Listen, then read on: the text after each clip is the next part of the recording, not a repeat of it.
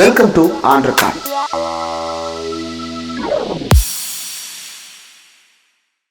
Welcome to on record. இன்றைக்கு நம்மோடு நேர்காணலுக்காக சிறப்பு விருந்தினராக திராவிடர் கழகத்தினுடைய துணை பொதுச் செயலாளர் தோழர் மதிவதனி அவர்கள் இணைந்திருக்கிறார். அவரோடு பேசலாம். தோழர் வணக்கம். இன்றைக்கு தமிழக வெற்றி கழகத்தினுடைய தலைவர் நடிகர் விஜய் வேட்புமனு தாக்கல் செய்ய போயிருக்கிறாரு. அனுமதியை மீறி அவர் ரோட் ஷோ போயிருக்கிறாரு. வேட்புமனு தாக்கலின் போதே பல பேர் பாதிக்கப்பட்டிருக்கிறாங்க. ஒரு காவல்துறை சேர்ந்த ஒரு கான்ஸ்டபிள் ஆதவர்ஜுனனுடைய கார்ல அடிபட்டு கால் முறிந்து அவசர சிகிச்சையில் இருக்கிறாரு. இன்னொரு பக்கம் பள்ளிக்கூடத்திற்கு வெளியே நின்று பயங்கரமான விசில் சத்தம். அதுக்கப்புறம் ஒருத்தர் மைக்ல ஏறி பப்ளிக் எக்ஸாம் நடக்குது அமைதியா இருங்கன்னு சொன்னதுக்கு பிறகும் கூட அது அமைதியாகாத ஒரு நிலையை பார்க்க முடியுது. இந்த சூழல்ல ஒவ்வொரு பிரச்சார வடிவமும் வெவ்வேறு வகையில அமைந்திருக்கிறது. டோர் டு டோர் கேம்பெயின் தான் பிரதானமாக இருந்தாலும் இந்த மாதிரியான இந்த பரப்புரை வடிவங்கள் எப்படி பாக்குறீங்க? அதுல ஏற்படுற இந்த மாதிரி நெருக்கடிகளை எப்படி பாக்குறீங்க? முதல்ல இந்த தேர்தல் பிரச்சாரங்கள் அப்படின்றதே ஒரு கட்சிக்கும் வேறுபட்ட தன்மைகள்ல இருக்கும். குறிப்பாக இந்த வில்லிவாக்கம் பிரச்சாரத்தின் போது இந்த ஆதவர்ஜுனா பேசுனது, இன்னும் சொல்ல போனா விஜய் நல்ல நடிகரா என்னன்றது அவரை பிடிச்சவங்களுக்கு தான் தெரியும். ஆனா அவரை விட நல்லா நடிக்கக்கூடியவராக ஆதவர்ஜுனா பல இடங்கள்ல பெர்ஃபார்ம் பண்றதை நம்ம பாக்குறோம். அதை பார்த்த போதே நமக்கு மனதுக்கு ரொம்ப நெருடலா இருந்தது. என்ன அது? ஏன்னா எப்பயுமே அதிமுகவுக்கும் திமுகவுக்கும் பயங்கர கலவரமா இருக்கக்கூடிய பகுதிகள்லாம் இருக்கும். அவங்களை கண்டாலே எங்களுக்கு ஆகாது அப்படின்னு முறுக்கிக்கிட்டு இருக்க பகுதிகள்லாம் இருக்கும். ஆனாலும் கூட தேர்தல் பிரச்சாரத்தின் போது எங்களை உள்ள புகுந்து அடிச்சுட்டாங்க, இல்ல அவங்க எங்களை அடிச்சுட்டாங்கன்ற மாதிரியான பெரும்பாலான செய்திகளை நம்ம தலைமுறை கேட்டே வளர்ந்திருக்க மாட்டோம். எல்லா பிரச்சாரங்களுமே இவங்க அவங்கள வசைபாடுறதா இருக்கட்டும், இல்ல மாற்று கட்சிகள் வசைபாடுறதா இருக்கட்டும், அது ஒரு ஜனநாயக ரீதியாகவே முடிஞ்சிருமே தவிர இந்த மாதிரி ஒரு கலவர போக்கு தமிழ்நாட்டுக்கு ரொம்ப புதுசு. ஆனா RSS பிஜேபிக்கு அது பழக்கப்பட்ட ஒரு வடிவம். அந்த வடிவத்தை அப்படியே டிவிக்கு கையில எடுத்திருக்காங்கன்ற அச்சமும் நெருடலும் தான் நம்மை போன்றவர்களுக்கு இருக்கு. இன்னைக்கு அது இன்னும் எக்ஸ்டெண்டட் வெர்ஷனா என்ன ஆகுதுன்னு பாத்தீங்கன்னா, இந்த கால் முறிவு ஏற்பட்டு காவல்துறை அதிகாரிய தூக்கிட்டு போறத நம்ம பாக்குறோம். இத எனக்கு என்ன கேட்டா, அங்க இருக்கக்கூடிய தொண்டர்கள் இதுவும் திமுக சதின்னு சொல்லக்கூடிய அளவுக்கு தான் அவங்களுடைய சிந்தனை தெளிவு இருக்கு. ஏன்னா இப்போ ஒருத்தர் மது போதையில இருக்காரு அப்படின்னு சொன்னா அவர்கிட்ட போய் நம்ம ஆர்கியூ பண்ண மாட்டோம். தெரியட்டும், தெரிஞ்ச பிறகு பேசிக்கலான்ட்டு. அது போலதான் டிவில இருக்கக்கூடிய இளம் பெண்களோ இளைஞர்களோ ஒரு நாயக போதையில் நடிக போதையில் இருக்காங்க. அது தெளிந்த வரைக்கும் நம்ம அவங்க கிட்ட எந்த விஷயங்களை பேசினாலுமே அது எந்த அளவுக்கு பலன் தரும்னு நமக்கு தெரியல. அதுல ஒரு இடைக்கேள்வி தொடர். இப்ப இந்த காவல்துறை சேர்ந்தவர் அடிபட்டதை நம்ம பார்த்தோம். நீங்க போன தேர்தலையுமே நட்சத்திர பேச்சாளரா களத்துக்கு போயிருக்கீங்க. அதாவது தமிழ்நாட்டில் இருக்கக்கூடிய 40 நாடாளுமன்ற தொகுதி, 234 சட்டப்பேரவை தொகுதிகளிலையும் நீங்க பரப்புரைக்கு போயிருக்கீங்க. வாகன பிரச்சாரம், பொதுக்கூட்டம், மாநாடு, பேரணி, ஊர்வலம், டோர் டு டோர் கேம்பெயின் எல்லா வடிவத்திலையும் நீங்க கலந்துருக்கீங்க. எல்லாத்துலயும் காவல்துறை வர்றாங்க, வாகனங்கள் முன்னாடி போகுது. ஆனா இதுவரைக்கும் இப்படி ஒரு செய்தியை நான் கேள்விப்பட்டதே இல்லை. காவல்துறை சேர்ந்தவர் பிரச்சாரத்துக்கு வந்தவருடைய வண்டியிலே அடிபட்டது அப்படின்றது ரொம்ப அதிர்ச்சியான செய்தியா இருக்கு. நீங்க இதுக்கு முன்னாடி போயிருக்கீங்கல்ல, அங்க என்ன மாதிரியான சூழல் இருக்கும்? இதை எப்படி பாக்குறீங்க? 2024 தான் முதல் முறையாக நாடாளுமன்ற தேர்தலுக்கு நட்சத்திர பேச்சாளராக போயிருந்தோம். அங்க போறப்ப எல்லா பகுதிகளிலுமே இந்த பதட்டமான சூழல் அப்படின்றது எந்த தொகுதியிலுமே இல்ல. நம்மளை விட வீரியமாக அதிமுக செயல்படக்கூடிய களங்கள்லாம் இருக்கும்ல, சும்மா ஒரு 500-1000 ஓட்டு டிஃபரன்ஸ்ல இருக்கக்கூடிய பகுதிகள்ல இயல்பான ஒரு பதட்ட நிலை கூட இல்லாதவங்கதான் தமிழ்நாடு வரைக்கும் இருந்திருக்கு. இந்த முறையுமே நீங்க பாத்தீங்கன்னா தேர்தல் அனௌன்ஸ் பண்ணி Dravida Munnetra Kazhagam door to door campaign போறாங்க. எங்கேயுமே இவங்களை தாக்கிட்டாங்க அப்படின்ற செய்திகள் வரவே கிடையாது. தமிழ்நாட்டுக்கு முதலமைச்சர் தேர்தல் பிரச்சாரத்துக்கு போறாரு. இன்னும் சொல்ல போனா கட்டுக்கடங்காம கூட்டங்கள் எல்லா பகுதியிலிருந்து வருது. ஆனா ஏன் அதெல்லாம் நெறிப்படுத்தப்பட்டிருக்கு? இன்னும் சொல்லணும்னா உதயண்ணா எல்லா இடத்துலயும் பேசிட்டு வராங்க. அந்த ட்ரோன் ஷாட்ல அவங்க காட்டக்கூடிய வியூ பாத்தீங்கன்னாவே ஊர் பக்கம் எல்லாம் சொல்லுவாங்க, எள்ளு போட்டா எள்ளு விழுங்கன்ற அளவுக்கு கிரௌடு. அவருடைய வாகனத்தை சுத்தியே கிச்சன் நிக்கிறாங்க. அது காவல்துறை நிக்கிறாங்களா இல்ல நம்ம திமுக கேடஸ் நிக்கிறாங்களான்றது தெரியாத அளவுக்கு கூட்டம். ஆனா அந்த நெறிப்படுத்தக்கூடிய கூட்டமாக இருக்கிறதுனால அசம்பாவிதங்கள் நடக்கிறது கிடையாது. நீங்க யோசிங்க, இப்ப ஒரு காவல்துறை அதிகாரிகளுக்கு நடந்தது நமக்கு அதிர்ச்சியா இருக்கு. இது வரைக்கும் அப்படி நடந்தது கிடையாது. நாங்க பிரச்சாரத்துக்கு போனப்பே அந்த மாதிரி ஒரு இன்சிடென்ட பார்த்ததே கிடையாது. ஏன் அப்படின்னு கேட்டா, தந்தை பெரியாராக இருக்கட்டும், அவர் ஆரம்பித்த இயக்கமா இருக்கட்டும், அதுக்கு பிறகு அண்ணா அவர்கள், கலைஞர் அவர்கள்லாம் இந்த இயக்கத்திற்குன்னு ஒரு நெறிமுறையை சொல்றப்ப காவல்துறை அதிகாரிகள் நீங்க தப்பு பண்ணிட்டீங்கன்னு உங்களை கைது பண்ண வந்தா அமைதியா கூட போகணும்னு ஒரு பழக்கத்தை நமக்கு பழக்கி வச்சிருக்காங்க. அது என்னன்னு கேட்டா, அந்த காக்கி உடுப்புக்கானது தானே தவிர அந்த தனி மனிதருக்கானது கிடையாது. யாராவது இதை மீறினா காளி பசங்கன்னு அவங்கள பெரியார் கடுமையா விமர்சிப்பாரு இதை மீறினா. ஆமா. எல்லா போராட்டங்கள்லயுமே ஐயா வந்து காலித்தனமான வேலைகள்ல நம்ம ஈடுபடக்கூடாதுன்றதையே மென்ஷன் பண்றாரு. ம். ஏன் நம்ம திரும்ப திரும்ப இந்த லீடர்ஸ பத்தி பேசுறோம்னா, அந்த கிரவுட் நெறிப்படுத்தப்பட்டதுனால தான். நீங்க யோசிச்சு பாருங்க. திமுகவுடைய உயர் பொறுப்புல கூட இருக்கலாம். இல்ல சாதாரண கிளைக்கழக செயலாளரா இருக்கலாம். காவல்துறை வந்து இந்த எல்லைக்கு மேல போறதுக்கு உங்களுக்கு அனுமதி இல்லன்னு சொல்லிட்டாங்கன்னா, நான் ஏன் போகக்கூடாது? எதுக்கு போகக்கூடாது? பேரிகேட எடு, இத எடு, நான் யார் தெரியுமா? அப்படி வாக்குவாதங்கள் பண்ணாம நின்னுடுறாங்கல்ல. அந்த இடம் தான் எனக்கு தெரிந்து களத்தில் திராவிடர் இயக்கமும், திராவிட முன்னேற்ற கழகமும் வெற்றி பெற்ற இடம். ஆனா தாவேக்காக்கு அவங்கள சொல்லி தப்பில்ல. யாரு சொல்றத அவங்க கேட்பாங்க. சொல்லக்கூடிய இடத்துல இருக்கக்கூடிய விஜய் லேட்டா தான் வருவாரு. ம். சொல்லக்கூடிய இடத்துல இருக்கக்கூடிய நடிகர் விஜய் வந்து எந்த இடத்துல பிரச்சாரம் பண்ணாதுன்னு சொல்றாரோ அங்க போய் நிப்பாரு. ரோட் ஷோக்கு அனுமதி இல்லைன்னு சொல்லிட்டா தீய சக்தின்னு அங்க ரோட் ஷோ போவாரு. இதனுடைய உச்சபட்சம் தான் நீங்க சொன்ன 10ஆம் ஆண்டு பொதுத் தேர்வு எழுதக்கூடிய மாணவர்களுக்கு வந்திருக்கக்கூடிய இடையூறு. நம்ம ம். ஊர்ல இல்லாத ஒரு வழக்கம் என்னன்னு கேட்டீங்கன்னா, படிக்கிற பிள்ளைகள மட்டும் எவ்வளவு பெரிய கொடூரமானவங்கனாலும் தொந்தரவு பண்ண மாட்டாங்க. ம். வீட்லயே பாத்தீங்கன்னா, ஒரு புள்ள படிச்சுக்கிட்டு இருக்குன்னா, வீடே அமைதியா இருக்கணும். இந்த 10th, 12th பரீட்சை அப்ப நமக்கும் சேர்த்து தண்டனை மாரி கேபிள் எல்லாம் புடுங்கி விடுற வீடெல்லாம் நம்ம பார்த்திருக்கோம். ஏன்னு ஆமா. கேட்டா, இந்த கல்வியினுடைய முக்கியத்துவத்த வீட்டில இருந்து தொடங்கக்கூடிய ஒரு சமூக அமைப்பு தமிழ்நாட்டுல இருக்கு. ம். எனக்கு இன்னும் விருப்பம் என்னன்னு கேட்டா, ஒருத்தவங்க ஏறி மைக்ல சொல்றாங்க. எப்ப அது ஸ்கூல் கேம்பஸ்ப்பா வெளிய நின்னு இந்த அட்டூழியம் பண்ணிட்டு இருக்கீங்களேன்னு. ஆனா ஒரு இளைஞர்கள் கூட அந்த விசில் சத்தத்த நிறுத்தவே கிடையாது. இப்ப எப்படி ஆயிடுச்சுன்னு கேட்டீங்கன்னா, நீ என்ன வேணா பேசிக்க. எங்களுக்கு விசில் அப்படின்றது சின்னம் கிடையாது. அட்ராசிட்டியினுடைய வடிவம்ன்ற மாரி அவங்க மாத்திட்டாங்க. இப்ப நமக்கு என்ன ஆயுதம்னு கேட்டீங்கன்னா, அறிவு ஆயுதம்னு சொல்லுவோம். அவங்களுக்கு அந்த கூச்சல வந்து ஆயுதமாக விஜய் மாற்றி இருக்கிறார். இந்த ஹீரோயிசம் அவருக்கு பிடிச்சிருக்கு. அவர் எப்பயுமே அந்த நாயகி தன்மையோடு வச்சிருக்கிறதுக்கு அவருக்கு பிடிச்சிருக்கு. நம்ம ஏன் திரும்ப திரும்ப நடிகர்னு சொல்றோம்னா, எந்த தலைவரும் 10வது பரீட்சை எழுதிட்டு இருக்க ஸ்கூல் கிட்ட போய் பக்கத்துல நின்னு பேசுறதுக்கு தயாராக மாட்டாங்க. ஒருவேளை பிஜேபி அளவுக்கு தமிழ்நாட்டு கல்விக்கு எதிரான சட்டங்களை கொண்டு வந்தது யாருமே கிடையாது. ஆனா ம். அந்த பிஜேபியில இருக்கவங்க போய் இன்னைக்கு ஒருவேளை இந்த கேம்பெயின் நடக்குது. மேல ஏறி சொல்றாங்கன்னா, மேபி அவங்க கூட ஐயோ அப்படின்னு ஒரு நிமிஷம் யோசிச்சிருப்பாங்களோன்னு எனக்கு தோணுது. ஆனா இவங்க கிட்ட யோசிக்கக்கூடிய நிலை இல்லாத அளவிற்கு இவர்களை அதே சினிமா போதையில் நடிகர் விஜய் வச்சிருக்காரு. இது தமிழ்நாட்டுக்கு மிகவும் ஆபத்தானது. ஏன்னா இந்த வடிவத்தை 2ஆ பிரிக்கலாம். ஒண்ணு வேண்டாம். சிம்பிளா சொல்லணும்னா நேத்து அண்ணன் உதயநிதி கேம்பெயின் வாகனத்துல போயிட்டு இருக்காரு, பிரச்சார வாகனத்துல. ம். திடீர்னு ஸ்டூடெண்ட் கொஞ்சம் பிள்ளைங்க மாதிரி இருக்காங்க. யங்ஸ்டர்ஸ் தான். ஒரு பாப்பா மட்டும் ஓகே. யூனிஃபார்ம் போட்டிருக்கு. மத்தவங்க எல்லாம் நிக்கிறாங்க. வண்டியை நிறுத்தின உடனே எல்லாம் வணக்கம் சொல்றாங்க. இவர் முதல் கேள்வி என்ன ஸ்கூலுக்கு போலையான்னு கேக்குறாரு. மதிய நேரத்துல நீ எதுக்கு நிக்கிற? நமக்கு டக்குன்னு என்ன கேள்வி வருதோ அதை வைத்து தானே உங்க ஆளுமையா இல்லையான்னு நம்ம முடிவு பண்ண முடியும். அண்ணன் அன்பில் மகேஷ் பொய்யாமொழிய பத்தி இப்ப திருச்சின்னு சொல்லி பேசுறாருல.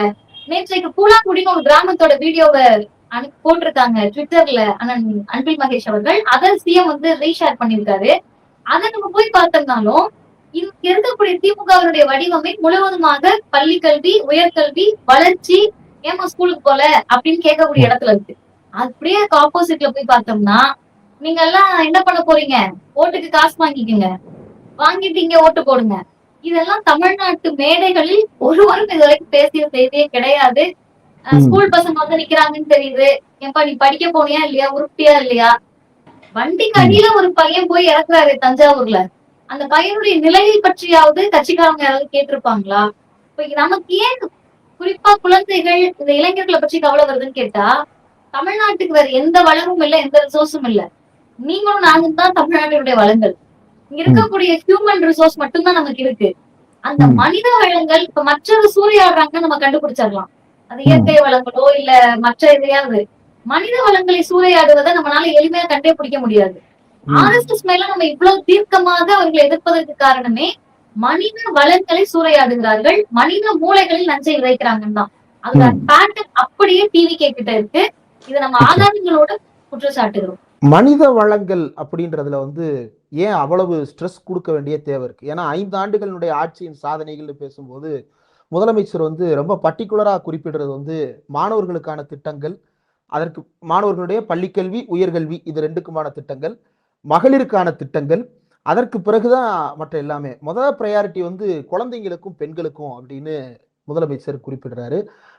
நிறைய டிபேட்ஸ்ல எல்லாம் இன்று பார்க்கும் பொழுது கூட இந்த சாதனைகளை பற்றி யாருமே மறுக்க முடியாத ஒரு நிலைக்கு தான் தள்ளப்பட்டிருக்கிறாங்க. நீங்க அதை எப்படி பாக்குறீங்க? இந்த 5 ஆண்டுகள்ல இந்த திராவிட இயக்கம் முக்கியமாக கருதுகின்ற இந்த மனிதவளம், கல்வி இதுல திமுகவினுடைய செயல்பாடுகளை எப்படி பாக்குறீங்க? உண்மையாகவே நம்ம திமுக தான் மீண்டும் வரணும், இந்த இயக்கம் தேவை, குறிப்பாக தளபதி ஸ்டாலின் அவர்கள் தான் இருக்கணும்னு நம்ம திரும்ப திரும்ப சொல்றதுக்கான முதல் காரணமே இப்ப நீங்க சொன்ன ரீசன் தான்.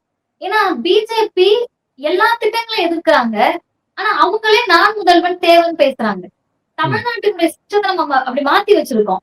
இளைஞர்களுக்கு ஒரு நன்மை நடக்குது, அது கல்வி புரட்சியாக இருக்குன்னா பார்ப்பனர் அருகே இருந்தாலும் அதை எதிர்க்கக்கூடிய முடியாத அளவுக்கு நம்ம இங்க சிஸ்டம் மாத்தி வச்சிருக்கோம். ஏன்னு கேட்டா சிஎம் வந்து இப்ப அனௌன்ஸ் பண்ணிருக்க கூடியது எல்லாமே இப்ப குறிப்பா ப்ராக்ரஸ் ரிப்போர்ட்ல வந்து நம்ம சைன் வாங்குறப்போ இப்ப இவ்வளவு மார்க் எடுத்திருக்கேன், அடுத்த முறை இவ்வளவு மார்க் எடுப்பேன் அப்படின்னு சொல்லுவோம்.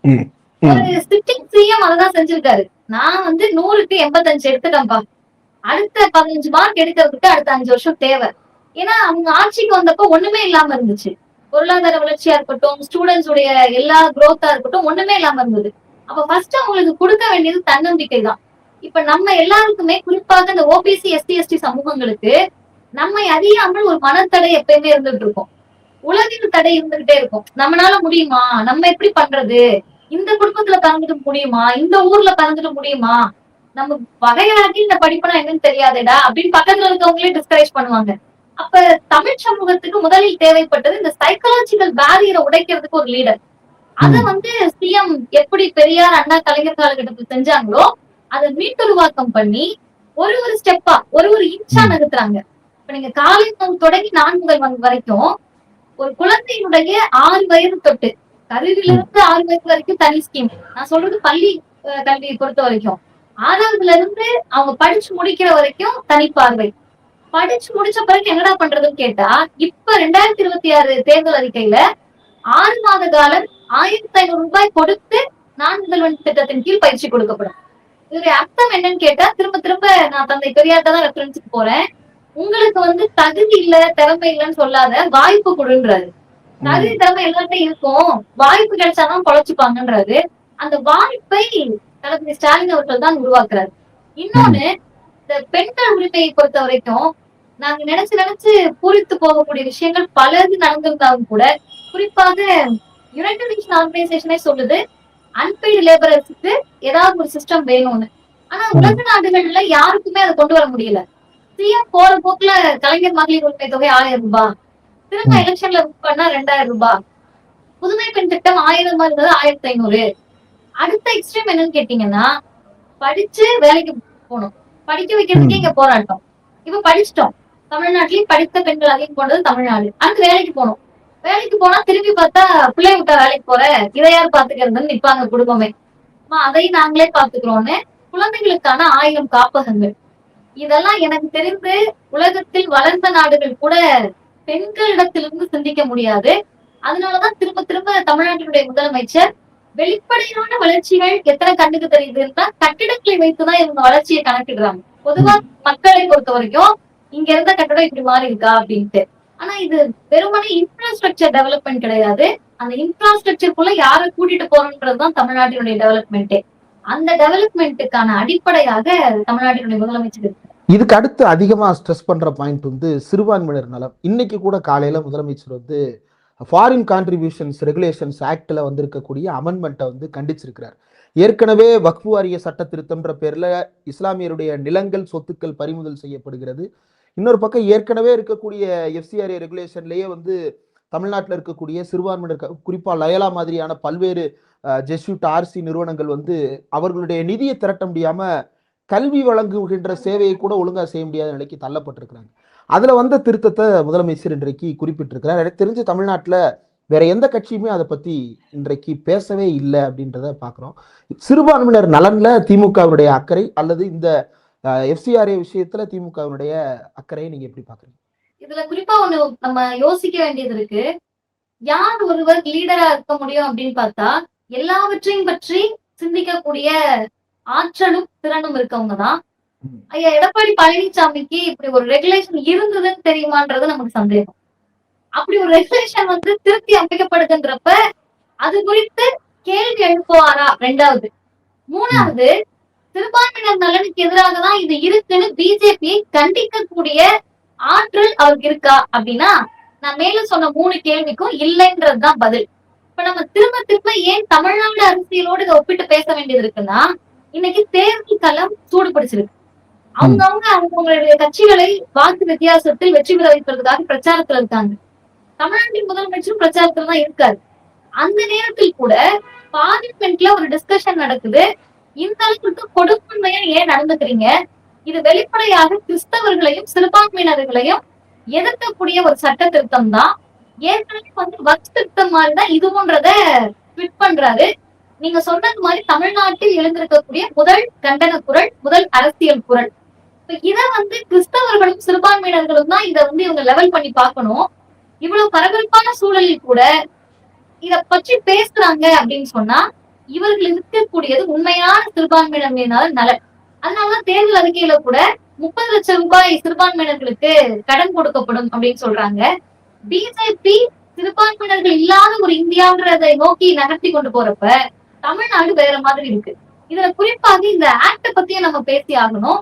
ஏன்னா இந்த FCRA அப்படின்றதே வெளிப்படையாக இஸ்லாமியர்களையும் கிறிஸ்தவர்களையும் குறிவைத்ததுதான்.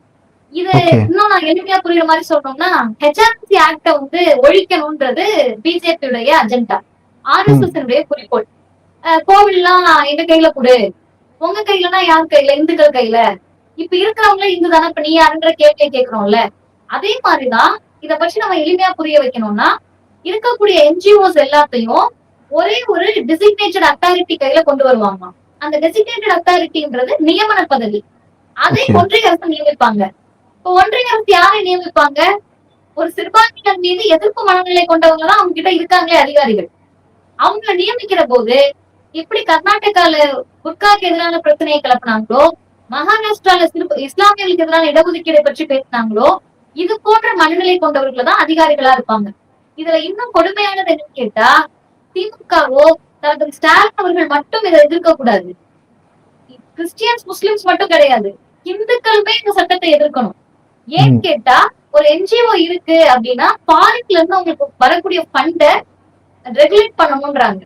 இந்த ரெகுலேஷனை நீங்க சரியான ஃபார்ம் காட்டல, இல்ல அதை பயன்படுத்தல, இப்படி எந்த காரணத்தை வேண்டுமானாலும் சொல்லி சொத்துக்களை இவங்க அபகரிக்கலாம்.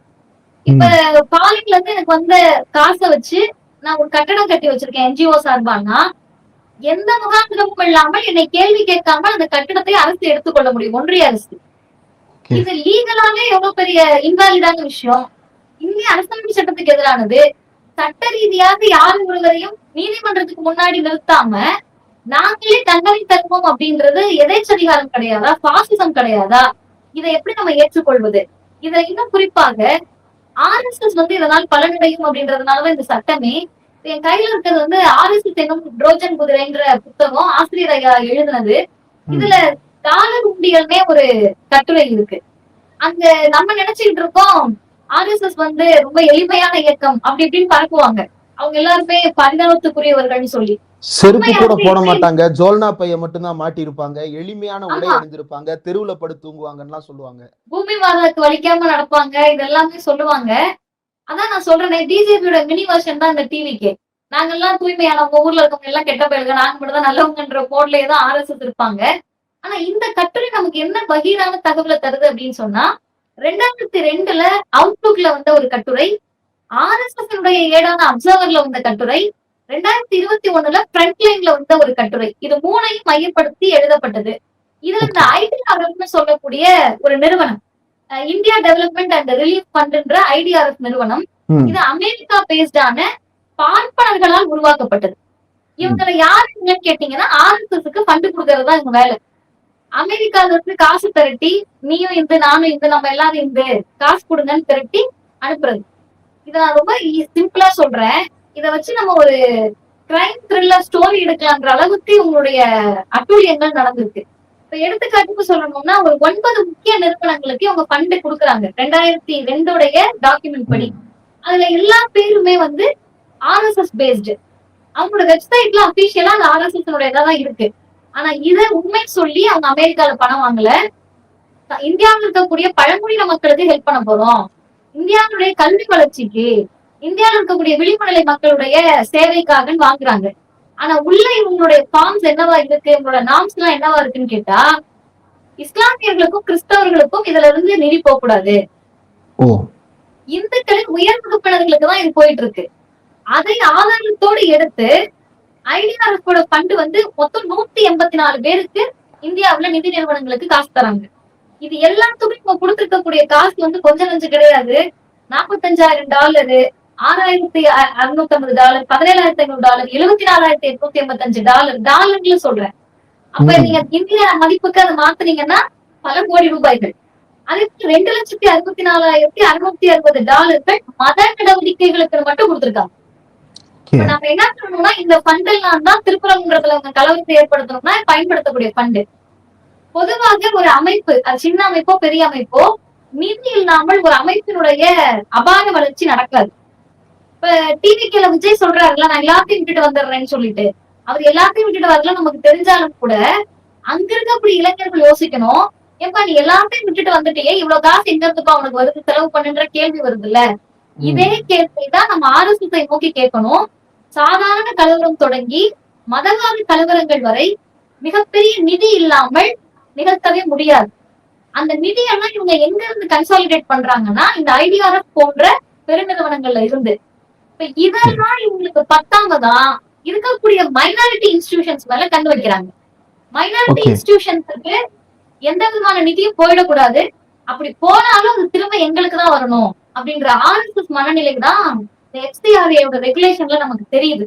சப்போஸ் அப்படி இல்லைன்னு சொன்னா ஒரு வழக்கா நீங்க கையில பிடிக்கிறீங்களா, அது தப்பா இருக்கா, யார்கிட்ட நிறுத்தணும்? நீதிமன்றத்துல நிறுத்தணும். பிஃபோர் த கோர்ட் அவங்க தவறு நீ பண்ணிருக்கா கோர்ட் அதை சீஸ் பண்ணிட்டு போகுது. அதை விட்டுட்டு நீங்க ஒரு நியமன அதிகாரியை பயன்படுத்தி இதை பண்ணுவீங்கன்னு சொன்னா இவருடைய நோக்கம், RSS நோக்கம், அதை அம்பலப்படுத்த வேண்டிய அவசியம் நமக்கு இருக்கு. ஏன்னா RSS தலைவர்கள், தோற்றுவித்த தலைவர்கள் எல்லாருடைய நோக்கமும் ஒண்ணுதான், மைனாரிட்டி இன்ஸ்டிடியூஷன்ஸ் ரன் ஆகக்கூடாது. அது கல்வியோ இல்ல வேலை வாய்ப்போ. இப்ப நீங்க லைவ்ல சொன்னீங்கல்ல, லைவ்ல மட்டுமல்ல, ஏற்கனவே நம்ம போகக்கூடிய கல்லூரிகள் எல்லாம் சொல்லுவாங்க, கிறிஸ்தவ நிறுவனங்கள் 5 வருடம், அதாவது இந்த பிஜேபிக்கு முன்னாடி வந்த ஒரு ஃபண்ட் இருக்குல்ல, அது இப்ப அவங்களுக்கு வர்றது கிடையாது.